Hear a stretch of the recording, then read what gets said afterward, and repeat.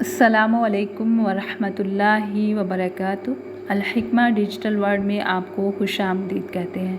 अगर आपने अभी तक हमारे चैनल को सब्सक्राइब नहीं किया तो काइंडली इसे सब्सक्राइब करें, वीडियो को लाइक करें और बेल आइकन को प्रेस करें ताकि आने वाले अच्छे नोटिफिकेशन आप तक बर वक्त पहुँच सके। हमारी आज की वीडियो का टॉपिक है हरफ दाना रिशाद।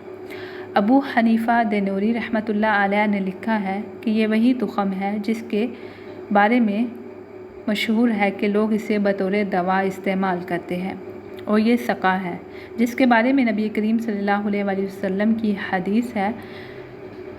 इसके पौधे को हरफ कहते हैं और अवाम इसे तुख़्मे रिशाद कहते हैं। अबू उबैदा का बयान है कि सक़ा हरफ ही का दूसरा नाम है। वो हदीस जिसकी तरफ ऊपर इशारा किया गया है, इसे अबू उबैद वगैरह ने हदीस इब्ने अब्बास रज़ी अल्लाह तआला अन्हु से मरफ़ूअन रवायत किया है। नबी करीम सल्लल्लाहु अलैहि वसल्लम ने फ़रमाया, दो तल्ख़ चीज़ों में किस कदर शिफा है।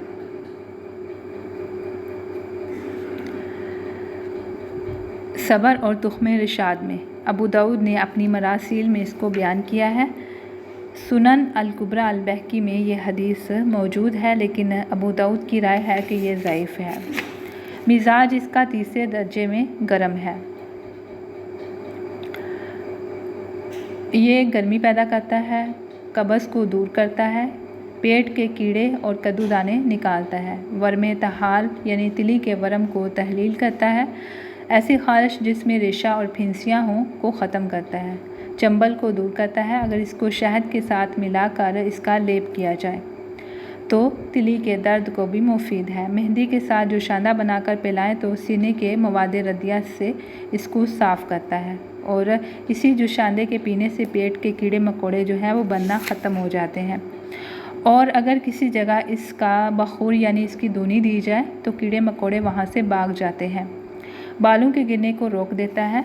अगर जौ का आटा और सिरका से आमेज़ करके इसका ज़ुमाद किया जाए तो इरकुनिसा यानी लंगड़ी के दर्द के लिए मुफीद है। अगर पानी और नमक के साथ इसको फोड़ों पर ज़ुमाद किया जाए तो इसे पका देता है और तमाम अज़ा के फालज या इस्तरखा को रोकता है। खाना खाने की ख्वाहिश पैदा करता है, पेट के दर्द सूजन में मुफीद है, दमा और तिली की सख्ती को दूर करता है, इसमें बेहद मुफीद है, फेफड़े को साफ़ करता है, इरकुनिसा के लिए नफ़ा बख्श है। अगर इसको पिया जाए या इसका हुक्ना लगाया जाए तो सुरैन के दर्द को ख़त्म कर देता है। हुक्ना जो है ये सिर्फ काबल हुक्मा ही लगा सकते हैं, आम हुक्मा भी नहीं लगा सकते, क्योंकि हुक्ना से फुजलात ख़त्म हो जाते हैं और सीने और फेफड़े के लेसदार बलगम भी ख़त्म करके ये साफ़ कर देता है।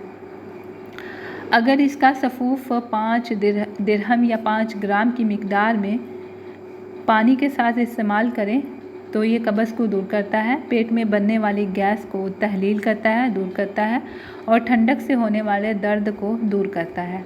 अगर इसके सफ़ूफ को पिया जाए तो फुलबहरी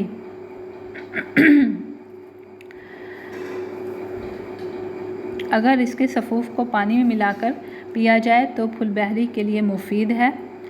अगर इसको सिरका के साथ मिलाकर बर्स और जिस्म के सफ़ेद दाग पर लगाया जाए तो दोनों के लिए मुफीद है। ठंडक और बलगम की वजह से पैदा होने वाले दर्द सर में नाफ़े है। अगर इसको भून कर पिया जाए पानी के साथ मिलाकर तो ये मोशन को रोकता है। बिलखसूस इसका सफ़ूफ किए बगैर इस्तेमाल करें तो ये ज़्यादा मुफीद है, इसलिए कि भूनने के बाद इसका लेसदार मादा तहलील हो जाता है, और अगर पानी में पका कर इससे साथ धोया जाए तो सर के मैल कुचैल को दूर करता है। हकीम जालिनूस ने लिखा है कि इसकी कुव्वत राई के दाने की तरह है, इसीलिए ये सुरैन के दर्द जिसको इरकुनिसा कहते हैं को दूर करता है। इसकी सकाई करना भी मुफीद है। इसी तरह सर दर्द में भी नाफ़ी है। अगर इन बीमारियों में से किसी एक बीमारी में भी गर्म करने की ज़रूरत पड़े तो ये मुफीद है। इसी तरह राई के तुख़म से भी सिकाई करना मुफीद है, यानी दर्दों की जगह पर तवे पे भून ले इसको या किसी कपड़े में बांध के तो कपड़े को गर्म कर ले तो इससे सिकाई करें तो बहुत मुफीद है। या इसको तवे के ऊपर गर्म करके तो किसी मोटे कपड़े में रख कर बांध कर तो उससे जिस्म में कहीं भी दर्द हो रहा है, जोड़ों में दर्द है या कहीं भी या सर में दर्द है तो इसकी सिकाई करें। کبھی دمہ کے مریضوں کی دواؤں میں بھی اس کو استعمال کیا جاتا ہے، اور یہ رائی کے دانے کے مشابہ ہے۔ اس کو جوڑوں کے دردوں کے ساتھ خصوصیت کے ساتھ اہمیت حاصل ہے کہ لوگ اس کو جوڑوں کے درد کے لیے استعمال کرتے ہیں۔ اس کو ہم ایسے بھی استعمال کر سکتے ہیں کہ اس کی معجون بنا لے شہد کے ساتھ، اس کو پیس کے تو وہ معجون بھی کھلائی جا سکتی ہے۔ ہم وہ نسخہ جات یا وہ چیزیں بتاتے ہیں جو عام حکیم جو ہے، عام بندہ جو ہے وہ استعمال کر سکتا ہے، عام خاتون استعمال کر سکتی ہے گھر کے اندر، جس سے کوئی نقصان نہ ہو۔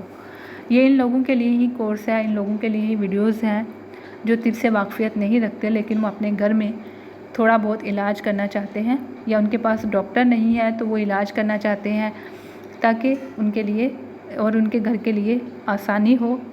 تو اس لیے ان ویڈیوز کو اچھے سے سمجھا کریں، دیکھا کریں اور ان کے اوپر عمل کیا کریں، پھر ہمیں بتائیں کہ آپ نے کوئی نسخہ ٹرائی کیا، آپ کو فائدہ ہوا۔